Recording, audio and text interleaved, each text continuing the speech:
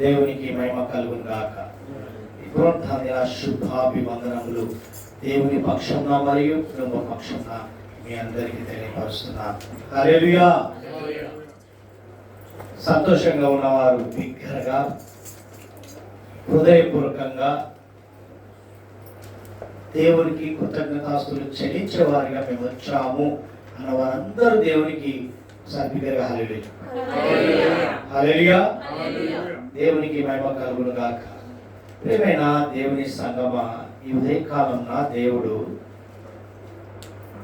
Question వేస్తున్నాడు. ఎవరితో? నువ్వు వచ్చావే, నేను సంతోషంగా ఉన్నాను, హృదయపూర్వకంగా దేవునికి కృతజ్ఞతాస్తులు చెల్లించడానికి వచ్చాను అన్న నీవు, నేను, మనము మనందరితో దేవుడు క్వశ్చన్ వేస్తున్నాడు. ఏమని క్వశ్చన్ వేస్తున్నాడంటే, చక్కని మాట మనందరికి తెలిసిన సందర్భమే. చక్కగా దేవుడు ఉదయకాలమున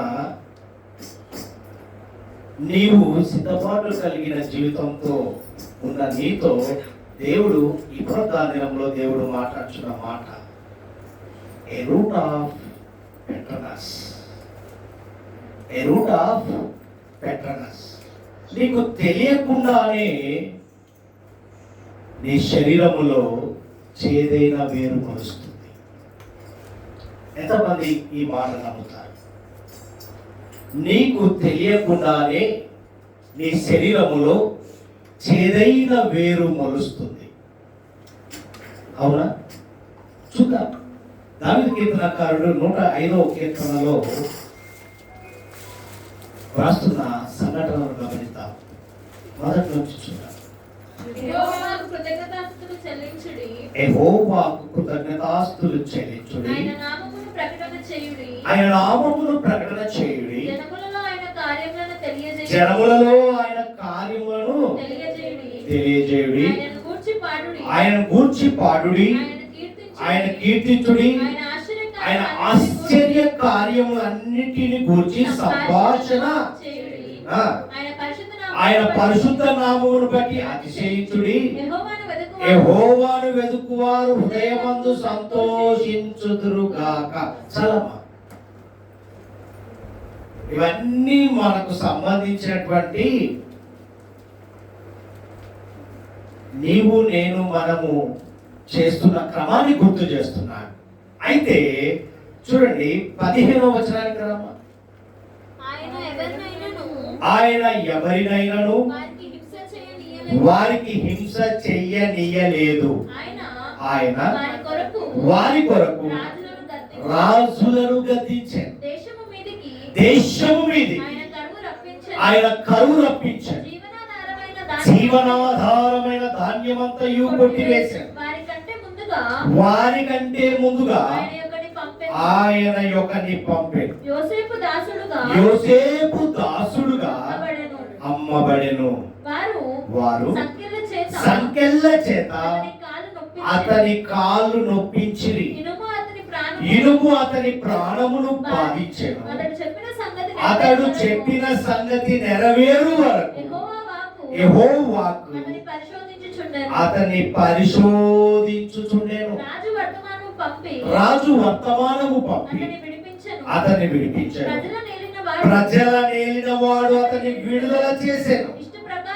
ఇష్ట ప్రకారం అతడు తన అధిపతుల నేలుటకు తన పెద్దలకు బుద్ధి చెప్పుటకును తన ఇంటికి యజమానునిగా తన యావదాస్తి మీద అధికారునిగా అతన్ని నియమించెను. హల్లెలూయా. ఏమర్థమైంది? చదువుకున్న వాక్యము, చదువుకున్న సందర్భము నీలో తెలియకుండా చేదైన వేరు మలుస్తుంది అనడానికి, ఇవి చూపించడానికి గల ఉద్దేశము, దేవుని యొక్క ఉద్దేశం ఏంటి అనేది గమనించారా? గమనించండి. యోసేపు అమ్మబడుట. యోసేపు అమ్మబడుట అనే ఒక ప్రత్యేకతను ఇక్కడ కనపరుస్తున్నాడు. అమ్మబడుట అంటే ఏంటి? యోసేపు కుటుంబంలో అన్నదమ్ముల మధ్యలో మొదలైన చేదైన వేరు. అంటే కుటుంబములో మొదలైన చేదైన వేరును ఇక్కడ మన ముందు బయలుపరుస్తున్నాడు. ఆ చేదైన వేరు ఎక్కడ వచ్చింది? అమ్మబడుటలో వచ్చింది. చంపాలని ఉద్దేశము కలిగి ఉన్నారు. వారిలో వారు డిస్కస్ చేసుకుంటూ అక్కడ యూదాను ఒక ప్రత్యేకత వహించి దేవుని యొక్క స్తుతిని ముందుకు తీసుకొచ్చి అమ్మబడుటను కార్యము చేశాడు. చూడండి, ఆ వేరు ఎలా ఆ కుటుంబంలో ప్రయాణం చేస్తూ వచ్చిందో గమనించండి. మొదటిగా చంపడానికే సిద్ధపడింది. రెండవది అమ్మ వేయడానికి సిద్ధపడింది. అంటే నీకు తెలియకుండానే వేరు మొలుస్తుంది. అంటే అపవాది నీతో ఉంటున్నాడనేది నువ్వు గ్రహించడం లేదు. నేను దేవుడితోనే జీవిస్తున్నాను, దేవుడు నా హృదయంలోనికి ఆహ్వానించాను, నా ఇంటిలోనికి ఆహ్వానించాలని నువ్వు అనుకుంటున్నావు. అందుకే యెహోవాకు కృతజ్ఞతాస్తులు చెల్లించుడి, ఆయన నామమును ప్రకటన చేయుడి, జనములలో ఆయన ఆశ్చర్య కార్యములను ఇక్కడేమో తెలియజేయమని చెప్తున్నాడు. తెలియజేసే క్రమంలో నీకు తెలియకుండానే చేదైన వేరు నీ జీవితంలో, నీ శరీరంలో మొలుస్తున్న సంగతి గ్రహించడం లేదు. పైకి మాత్రము భక్తి కలిగినటువంటి అనుభవం, లోపలేమో చేదైన అనుభవం.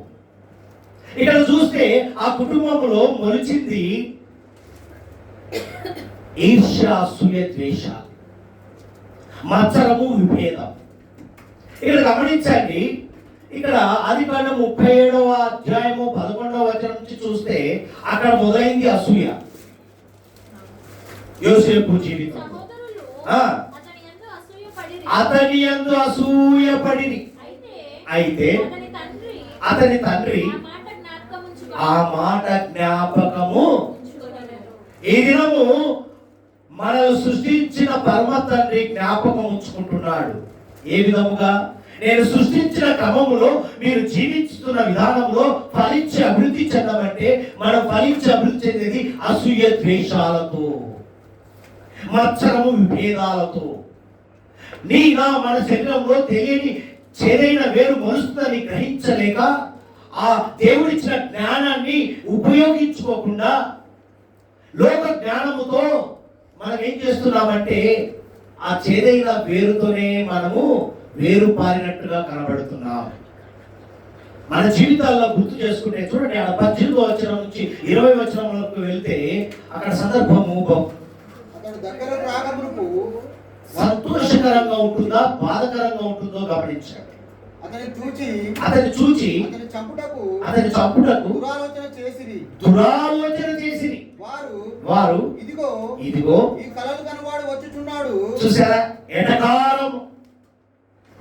దేవుని యొక్క ఉద్దేశాన్ని బయలుపరిచినప్పుడు కొంతమంది దాన్ని గ్రహించలేక దాన్ని ఏం చేశారంటే అపహాసకులు కూర్చున్న చోట కూర్చుండక, అంటే అపహాసకమైనటువంటి అనుభవంలోనికి వెళ్ళారు. వీరిని చంపి ఒక గుంటలో పారవేసి, చూడండి, చంపడమే కాక ఇక్కడ ఉన్న గుంటలో పారవేసి దుష్టమృగము తినివేశానని చెప్పుదాము. చూడండి, క్రియేటివ్ కనపడుతుంది అక్కడ. లేని దాన్ని సృష్టించడం. తప్పు చేయడము వేరు, తప్పు చేసినది సమర్థించుకోవడానికి అనేక చేదైన వేరులు మన శరీరంలో మొలుస్తున్నాయి. హల్లెలూయా. ఒక చిన్న దానికి 10 రకాలు అంటించుకోవడం. తొట్టిలో పోయేదాన్ని తీగలాగితే డొక్క కదిలినట్టుగా చేసుకోవడము జరిగింది. చదవండి. అప్పుడు వీరి కళ ఏమగునో చూతుము రండి. చూసారా? కుటుంబంలో ఎదుగుతున్న క్రమంలో జరుగుతున్నటువంటి సంఘటనలు గమనించండి ప్రియమైన దేవుని సంగమా. మన కుటుంబములో జరుగుతున్న సంఘటనను గ్రహించాలని దేవుడు గుర్తు చేస్తున్నాడు. ఇది నా చక్కగా మాట్లాడుతున్నాడో తెలుసా? ఈ ఉదయకాలంలో నేను మన జీవితంలో నిజ జీవితంలో జరుగుతున్న సంఘటనలను బయలుపరుస్తున్నటువంటి దేవాది దేవుని మర్మాన్ని గ్రహించమంటున్నాడు. ఇది నా రూబేను ఆ మాట విని మనము వారిని చంపరాదని చెప్పి, చూడండి, మనము వారిని చంపరాదని వారిని చంపరాదని చెప్పి వారి చేతులలో పడవేయకుండా అతన్ని విడిపించెను. దేవునికి మహిమ కలుగును గాక. అలాగే 26వ వచనానికి వస్తే అప్పుడు యూదా మన సహోదరుని చంపి ఏమంటున్నాడమ్మా? మనము మన సహోదరుని చంపి వాని మరణమును దాచిపెట్టినందువలన ఏమి ప్రయోజనం? ఇష్మాయేలులకు వారిని అమ్మివేయదము రండి. వాడు మన సహోదరుడు, మన రక్త సంబంధి కనుక వానికి హాని ఏమియు. అక్కడ పరిశుద్ధాత్మ కార్యము జరిగిందా? చూడండి, వానికి ఏ హాని చేయరాదని తన సహోదరులతో చెప్పి సమ్మతించిరి. హల్లెలూయా. డిస్కస్. ఫ్యామిలీలో చర్చ చేసుకుంటే దానిలో ఉన్నటువంటి అనుభవం ఇంకెంతకంటే చెప్పేది కాదండి. ఈ అనుభవం లేకనే కుటుంబాలు విచ్ఛిన్నమవుతున్నాయి.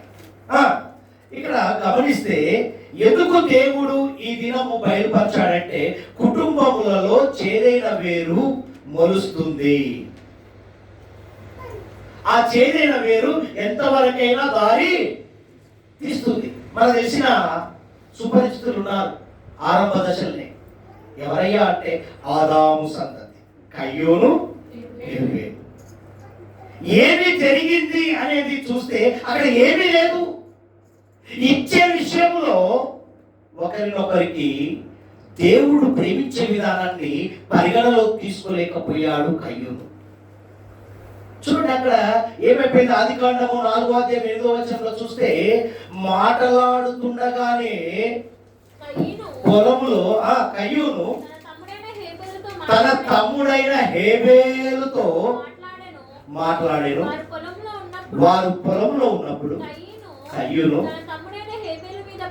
తన తమ్ముడైన, చూడండి, తన తమ్ముడైన హేబేలు మీద పడి అతన్ని చంపెను. హల్లెలూయా. ఈ చేదైన పేరు బాంధవ్యాన్ని, బంధుత్వాన్ని, ప్రేమను ఇట్టే మరిచేటట్టుగా చేస్తుంది. క్షణములో అక్కడ జరిగిన సందర్భం ఏంటో తెలియదు. మాట్లాడుతుండగానే ఆవేశము. ఈ దినాల కుటుంబాలు కూడా అయ్యే జరుగుతాయి. క్షణపాటులో కోపం వస్తుంది, తర్వాత ఏం జరుగుతుందో తెలియదు. నష్టమే కావచ్చు, దూరమే కావచ్చు, అసలే బాంధవ్యము తెగిపోవచ్చు కూడా. కొంచెము దేవుడు అడుగుతున్న మాట గమనించండి. చేదైన వేరు డ్యామేజ్ కూడా కారణం. ఒక వస్తువు నాశనం కావడానికి కూడా కారణం నీ కోపం. ప్రియమైన దేవుని సంగమా, అంటే ఆ వస్తువు కాదక్కడ, ఒక ప్రాణము విలువను కనుగొనలేకపోయాడు. అన్నదమ్ముల విషయంలో తమ్ముణ్ణి కోల్పోయిన పరిస్థితి.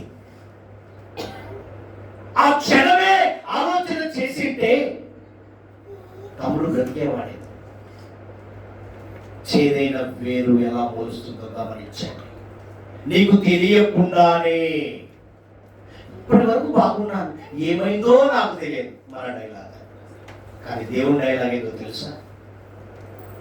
నీకు తెలియకుండానే అపవాది నీ శరీరంలోనికి చొచ్చుకొని వస్తాడు. హల్లెలూయా. ఎంతమంది మాట నమ్ముచున్నారు? నమ్మిన వారందరూ బిగ్గరగా హల్లెలూయా. హల్లెలూయా. దేవునికి మహిమ కలుగును గాక. రండి, పౌలు భక్తుడు హెబ్రీ సంఘంతో చక్కని మాట మాట్లాడతాడు. చూద్దాం. అక్కడ హెబ్రీ సంఘంతో ఓ చక్కని మాట మాట్లాడతాడు. 12వ అధ్యాయంలోకి వెళ్దాం. హెబ్రీయులకు రాసిన పత్రిక 12వ అధ్యాయము 15 నుంచి చూడాలి. మీలో ఎవడైనా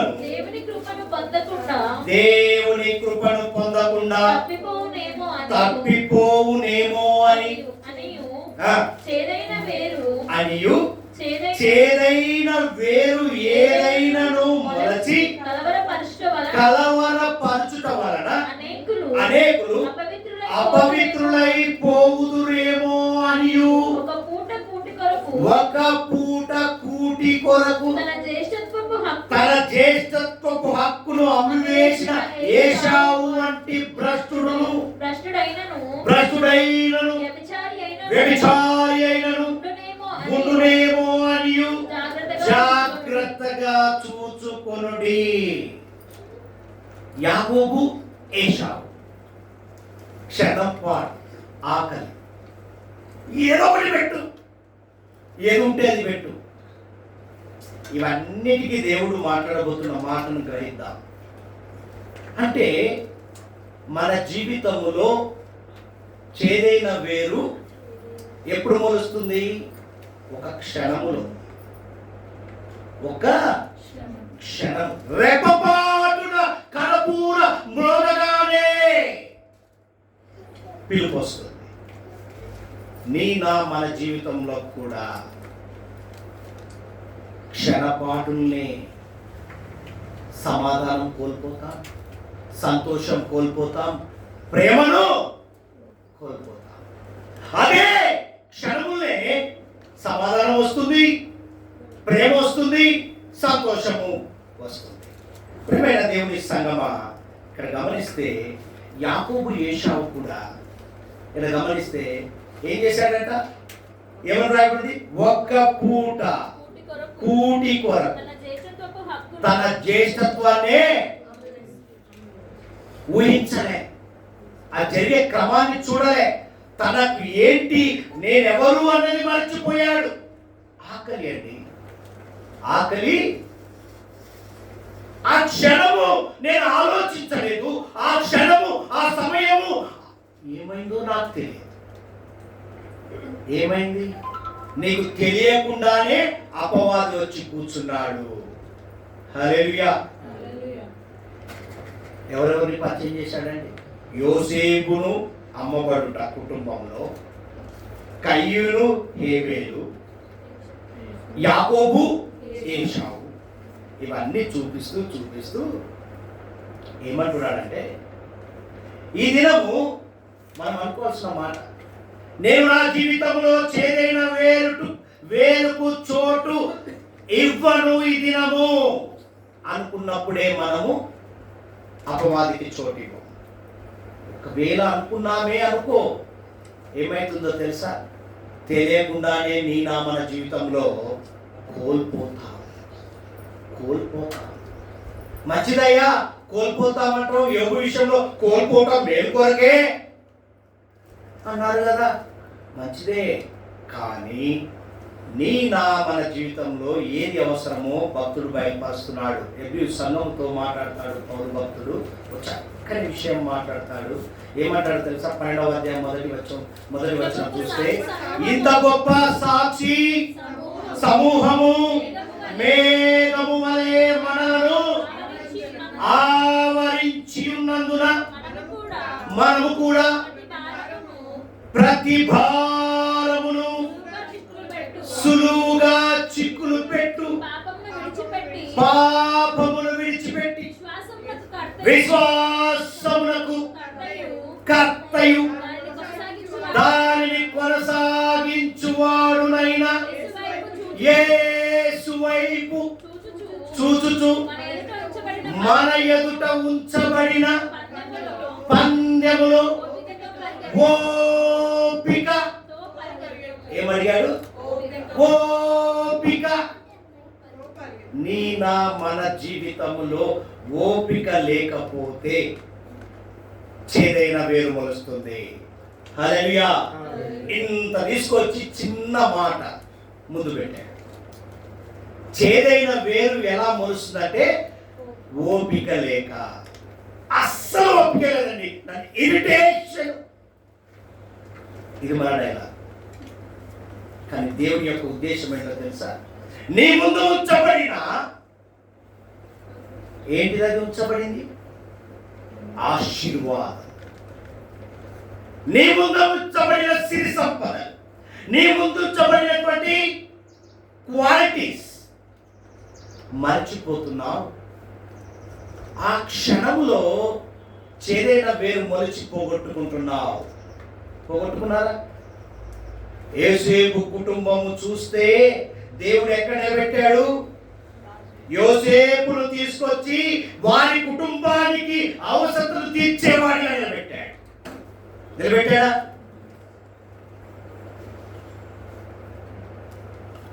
కయ్యూరు విషయంలో దేవుడు చేసిన క్రమాన్ని గమనించండి. తన చేసిన తప్పుకు పశ్చాత్తాపడినందుకు కూడా తన కుమారుని ద్వారా దేవుడు సంతోషించాడు.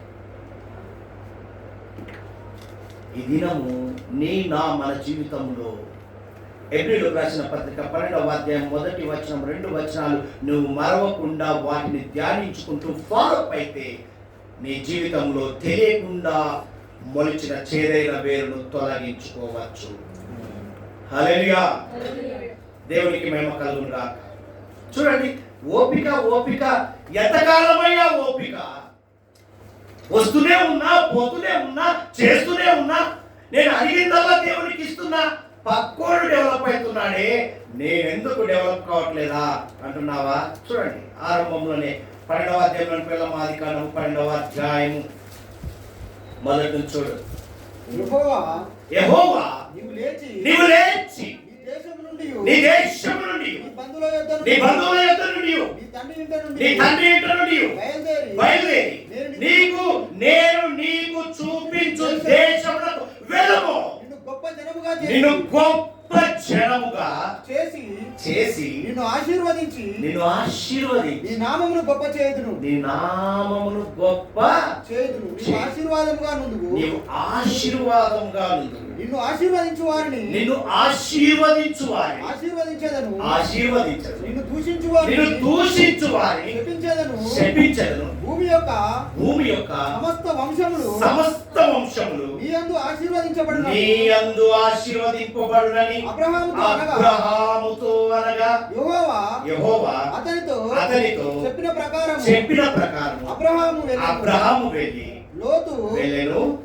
లోతు అతనితో కూడా వెళ్ళెను.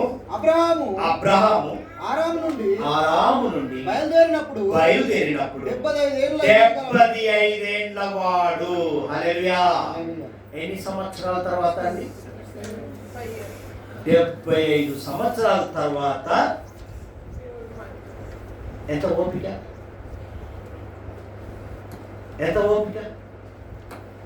అంటే మన జీవితంలో ఇన్స్టాంట్ జీవితాన్ని, ఇన్స్టాంట్ లైఫ్ ను కోరుకుంటున్నావు.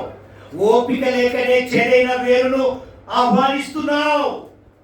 75 సంవత్సరాల తర్వాత బ్లెస్సింగ్ లోకి వెళ్ళాడు. అబ్రహాముతో మారాడు. నీవుగానే ఉంటున్నావు, కానీ నీవు వేరు, లోకం వేరన్నట్టుగా జీవించడం లేదు ఈ దినం. అందుకే నీ శరీరంలో తెలియకుండానే చేదైన వేరు.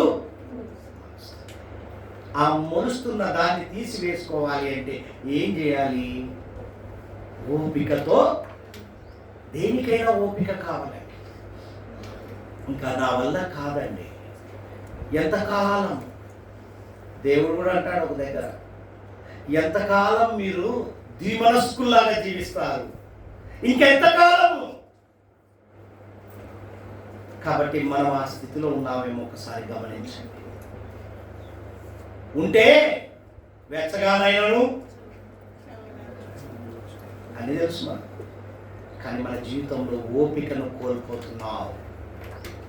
ఈ దినము చేదైన వేరును మొలిపించుకుంటూనే అది మహావృక్షంలాగా పెంచుకుంటున్నావు. దాన్ని తీసివేయమంటున్నాడు దేవుడు. ఏమంటున్నాడు? అదే అబ్రహాము ఒకవేళ చేదైన వేరును కొనసాగించితే బ్లెస్సింగ్ తీసుకునేవాడా, బ్లెస్సింగ్ పొందేవాడా? ఆయా భక్తులు పరిశుద్ధ గ్రంథంలో గమనిస్తే పాత నిబంధనలు కావచ్చు, క్రొత్త నిబంధనలు కావచ్చు, పొందుకున్న బ్లెస్సింగ్లు గమనించండి. ఏదైనా దేవుడు చెప్తున్నాడు, మనం కూడా అనుకుందాం, ఇది నా జీవితంలో కూడా అబ్రహాము వాగ్దానం నెరవేర్చబడును గాక అనుకుందామా? ఎప్పుడు అనుకోవాలన్నమాట? నేను ఓపికతో నువ్వు నడిస్తే అప్పుడు ఆ బ్లెస్సింగ్ వర్డ్ నీ జీవితంలో స్థిరముగా నిలబడును గాక, బండ మీద ఇల్లు కట్టినట్టుగా నిలబడును గాక. హల్లెలూయా, దేవునికి మహిమ కలుగును గాక. 2 కొరింథీయులోనికి వెళ్దామా. కొరింథీ సంఘానికి పౌలు భక్తుడు చెప్తున్న మాటను గమనిద్దాం. 12వ అధ్యాయంలోని వెళ్ళు. 2 కొరింథీయులకు రాసిన పత్రిక 12వ అధ్యాయము 6 నుంచి చదువు. పౌలు భక్తుడు చెప్తున్నాడు, కొరింథీయులు అంటే మంచి వ్యాపారస్తులు, వీళ్ళు మంచి వ్యాపారవేత్తలు. అయితే అక్కడ మంచి విశ్వాసులు ఉన్నారు, వీరులు ఉన్నారు, లోపాలు కలిగిన వారు కూడా ఉన్నారు. వాళ్ళు చెప్తున్నాడు అందరు విశ్వాసులకు లోపం కలిగిన వారితో కూడా మాట్లాడుతున్న మాట చూస్తే ఇక్కడ చూడండి ఏమంటున్నాడంటే, అతిశయపడుటకు ఇచ్చయించునను నేను సత్యమే. హోదాను బట్టి మనం మారుతాం. కానీ పౌరు భక్తుడు ఇక్కడ చూడండి ఏమని మాట్లాడుతున్నాడు,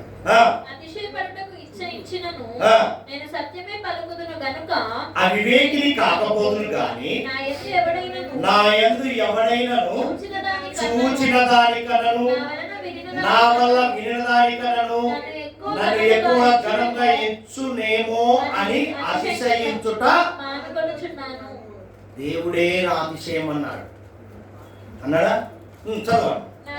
నాకు కలిగిన ప్రత్యక్షతలు బహు విశేషముగా ఉన్నందున నేను అత్యధికముగా హెచ్చిపోకుండా నిమిత్తము నాకు శరీరములో ఒక ముళ్ళు నేను అత్యధికముగా హెచ్చిపోకుండా నిమిత్తము నన్ను నలుకొట్టుటకు సాతాను యొక్క దూతగా ఉంచబడెను.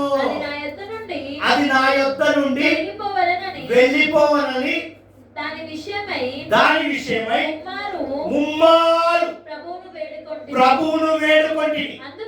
అందుకు హల్లెలూయా, అంత అనుభవం కలిగి అంత అతిశయపడే వ్యక్తిగా ఉంటూ కూడా నేను ఎక్కడా నన్ను మనుషులు ఆరాధిస్తారేమో అని చెప్పి తాను తగ్గించుకొని నాలో ఒక ముళ్ళున్నదని గ్రహించగలిగిన జ్ఞాని అయినా కూడా దేవునికి ఏం చేశాడంట?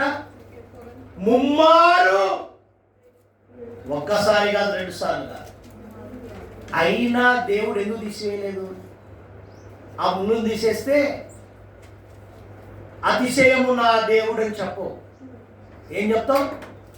నేనే. అందుకే దేవుడు ఏం చేశాడు తెలుసా? నా కృప తీసేస్తా పౌలు అన్నాడా? తీసేసిన పౌలు నీ పరిచయ విధానం, నువ్వు చేసే విధానం, నన్ను పోనే విధానం బట్టి ఆ ముళ్ళను ఈరోజే తీసేస్తున్నా అన్నాడు దేవుడు. నా కృప అంతకంటే ఎక్కువ చెప్పాడా? చూడండి, బలహీనతయందు నా శక్తి పరిపూర్ణమగుచున్నదని ఆయన నాతో చెప్పాను. కాగా క్రీస్తు శక్తి నా మీద నిలిచియుండు నిమిత్తము విశేషముగా నా బలహీనతలయందే బహు సంతోషముగా నీకు వస్తున్న బలహీనతను బట్టి దేవుణ్ణి దూషించకండి. నీ బలహీనతయే ఒక ఆయుధం. అది అపవాది క్రియ నువ్వు అనుకుంటున్నావు, కానీ దేవునికి దగ్గర అవుతున్నావని అర్థం. అది పౌలు భక్తుడు ఏమంటున్నాడో చూడండి. అక్కడ బలహీనుడను అప్పుడే బలవంతుడను గనుక క్రీస్తు నిమిత్తము నాకు కలిగిన బలహీనతలను నిందలలోను ఇబ్బందులను హింసలలోను ఉపద్రవములను నేను సంతోషించుచున్నాను. హల్లెలూయా. అది చేదైన వేరుకు దూరంగా జీవించే వారి లక్షణం. ఎప్పుడైతే నువ్వు ఇచ్చావు థ్యాంక్స్ అని చెప్పావో దేవుడు అప్పుడు అంటాడు, ఏమంటాడు తెలుసా? నువ్వు నా బిడ్డవు, నా సొత్తు, నా ప్రజవు అంటాడా? నా కృప నీకు చాలు అన్నాడు. అది చాలండి మన ప్రియమైన దేవునికి సంగమ. అందుకే ఈ చేదైన వేరు మొలవకుండా చూసుకోవాలి. అందుకే 11వ అధ్యాయంలో ఏబీ సంఘంతో మాట్లాడిన మాట చూద్దాం. 11వ అధ్యాయము 33వ వచనం చూడండి. వారు విశ్వాసము ద్వారా రాజ్యములను ఎవరు? విశ్వాస వీరులు చాలా మంది ఉన్నారు. అబ్రాహాము గారు, స్టెఫను, ఇంకా చాలా మంది భక్తులు ఉన్నారండి. ఈ 11వ అధ్యాయం అంతా చదివితే విశ్వాస వీరుల జాబితా కనపడుతుంది అక్కడ. వారు ఏం చేశారంట చూడండి. విశ్వాసము ద్వారా రాజ్యములను జయించిరి, నీతి కార్యములను జరిగించిరి, వాగ్దానములను. అదే చేదైన వేరును కొనసాగింపు చేసుకుంటూ దేవుడు ఇచ్చిన పిలుపును కాదనకుండా జీవిస్తే జయించేవారా? జయించేవారు కాదు. వారు ఎప్పుడైతే జయించే క్రమంలో నేను లోకాన్ని జయించాను అన్న దేవుడు మాకు తోడుగా ఉన్నాడని చెప్పి వారు ఎప్పుడైతే విశ్వసించారో ఇక జయించడం మొదలు పెట్టారు.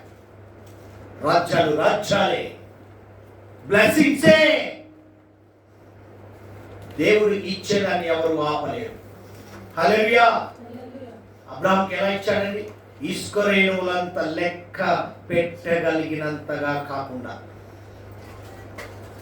ఆకాశ నక్షత్రములు లెక్క పెట్టగలవా? అంత బ్లెస్సింగ్ ఇచ్చాడు దేవుడు. ఈరోజు దేవుని మాట విన్నారు కాబట్టి వారిలో చేదైన వేరు మొలిచినా తీసివేసుకుండే గుణాన్ని దేవుడు ఇచ్చాడు. దేవునికి మహిమ కలుగును గాక. చదవమ్మా. ఏం చేశారు అంటే అంత బలమైన వాటిని కూడా నువ్వు కమాండింగ్ చేయగలవు. దేవునికి మహిమ కలుగును గాక. సింహం లాంటి మనుషుల దగ్గర, పాము లాంటి మనుషుల దగ్గర, తేగ లాంటి మనుషుల మధ్యలో మనం జీవిస్తున్నాం. వారి మధ్యలో విషనాగులు ఉన్నారు. వారిని కూడా మనం ఏం చేస్తున్నాం? వారిని త్రొక్కే స్థితిలో దేవుడు నిలబెట్టాడు. హల్లెలూయా. దేవునికి మహిమ కలుగును గాక. ఎప్పుడు విశ్వాసము బలపడుతుంది? నీలో, నాలో, మనలో ఓపిక. ఆయన వైపు చూడాలి. ఎవరి వైపు? విశ్వాసమునకు కర్త అయినా యేసు వైపు చూసినప్పుడు. అందుకే ఒక భక్తుడిని పరిచయం చేస్తాడు చూడండి. జకరియా గ్రంథంలో గమనించండి. ఏ తెగులు గుడారము నీకు సమీపించదు అంటే, తెగులు అంటే ఆ దినాల్లో ఆరంభంలో వచ్చాయి. ఇప్పుడు తెగులు అంటే ఏంటిది? చేదైన వేరే, అసూయ, ద్వేషం, మత్సరం, విభేదం, లోక మాలిన్యమును అంటుకుని ఉన్నటువంటి వారలారా, ఈ దినము ఆ మాలిన్యాన్ని తొలగించుకోవడానికే దేవుడు ఏం చేస్తున్నాడో తెలుసా? నీకు ఓపికతో ఉండి నా వైపు చూడమంటున్నాడు. అప్పుడు చూసినప్పుడు నీ మలినాన్ని ఏ విధంగా కడుగుతాడో చూడండి. ఇక్కడ జకరియా గ్రంథంలో రాయబడిన మాట, ఒక చక్కని మాట ఉందండి. దేవుడు ఎంత చక్కగా మరి మాట్లాడుతున్న మాట 3వ అధ్యాయంలో 3వ వచనంలో చూడండి. యెహోషువతో మాట్లాడు. యెహోషువ మలిన వస్త్రములు ధరించిన వాడై దూత సముఖంలో నిలబడి ఉండగా చేదైన వేరుతో జీవిస్తున్నటువంటి వారలారా, ఈ దినము దేవుడు మాట్లాడుచున్నాడు. నీవు మలిన వస్త్రములు ధరించుకొని ఉన్నావేమో. ఆయన పిలుస్తున్నాడు. లోక మాలిన్యం అంటు పెట్టుకొని లోకంలో ఉండాలి కానీ లోకంతో నడవకూడదు. లోకంలో జీవించాలి కానీ లోకంతో నడిచి జీవించకూడదు అంటున్నాడు. అందుకే యెహోషువతో అంటాడు, ఏమంటున్నాడు? యెహోషువా మలిన వస్త్రములు ధరించిన వాడై దూత సముఖంలో నిలబడి ఉండగా దూత దగ్గర నిలిచి ఉన్న వారిని పిలిచి, అంటే పౌరు భక్తునికి కూడా వచ్చిందిగా సాతాను దూతగా ముళ్ళొచ్చింది. ఇక్కడ కూడా అదే జరిగింది. ఇతని మైల బట్టలు తీసివేయుడి ఇతని మైల బట్టలు తీసివేయుడి అని ఆజ్ఞాపించి, నేను నీ దోషమును పరిహరించి ప్రశస్తమైన వస్త్రములతో. హల్లెలూయా. ఇలాంటిది మన జీవితంలో జరుగును గాక. యెహోషువను పిలిచినట్టుగా నిన్ను నన్ను మనల్ని పిలుచును గాక. ఈ దినం దేవుడు పిలుస్తున్నాడు. ఆయన మందిరంలోకి వచ్చిన నిన్ను నన్ను మనల్ని పిలుస్తున్న మాట ఏంటో తెలుసా? నా ప్రియ బిడ్డ, చేదైన వేరు మొలచుకొని చేదైన వేరుతో శతమతమవుతున్న నీవు, లోక మాలిన్యం అట్టి పెట్టుకొని జీవిస్తున్న నీవు, చెప్పుకోలేని సమస్యలతో ఉన్న నీవు, రా బిడ్డ. హత్తుకుంటున్నాడు, దగ్గరికి పిలుస్తూ ఏమంటున్నాడు తెలుసా? ఏమన్నాడు? ఏ వస్త్రంతో ఉన్నాడట? మలినమైన వస్త్రాన్ని తీసివేసి ప్రశస్తమైన వస్త్రాన్ని ధరించడానికి నిన్ను నన్ను పిలుస్తున్నాడు. ప్రశస్తమైన వస్త్రంతో నిన్ను అలంకరించుచున్నానని సెలవిచ్చెను. అతని తల మీద తెల్లని పాగ పెట్టించుడని నేను మనవి చేయగా, వారు అతని తల మీద తెల్లని పాగ పెట్టి వస్త్రముతో అతని అలంకరించి యెహోవా దూత దగ్గర నిల్చుండెను. మొదట ఎలా ఉన్నాడు? మొదట ఎలా వచ్చాడు? చేదైన వేరుతో ఎలా వచ్చాడు? లోకమనే పాపముతో నిండి ఉండి హృదయము తెరవబడలేక మూయబడినట్టుగా వచ్చాడు. ఎప్పుడైతే ఆయన దగ్గరికి వచ్చాడో తెరవబడింది. ప్రశస్తమైన పరిశుద్ధాత్మ శక్తిని పొందుకొని ఏమైందో చూడండి అక్కడ. అప్పుడు యెహోవా దూత యెహోషువకి ఇలాగ ఆజ్ఞ ఇచ్చాడు.